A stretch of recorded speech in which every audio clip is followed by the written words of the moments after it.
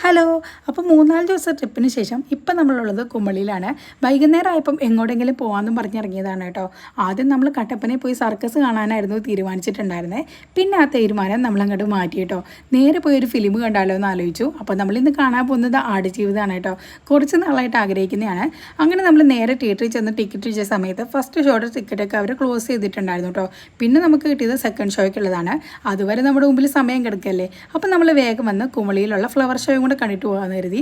അങ്ങനെ വന്നപ്പോഴേക്കും അടിപൊളിയായിരുന്നു കേട്ടോ. ഒരുപാട് ആക്ടിവിറ്റീസ് ഉണ്ടായിരുന്നു. പിന്നെ ഡാൻസ് പ്രോഗ്രാംസ് ഒക്കെ ഉണ്ടായിരുന്നു കേട്ടോ. ഞങ്ങൾക്ക് ഏറ്റവും ഇഷ്ടപ്പെട്ടത് പിള്ളേരുടെ ഡാൻസ് പ്രോഗ്രാംസ് ആയിരുന്നു. അത് ഞങ്ങൾ ഒത്തിരി നേരം അങ്ങനെ കണ്ടുകൊണ്ടിരുന്നു. പിന്നെ കുറച്ച് ഫുഡൊക്കെ കഴിച്ചിട്ട് നമ്മൾ അവിടെ നിന്ന് നേരെ ഇറങ്ങിയിട്ടുണ്ടായിരുന്നു.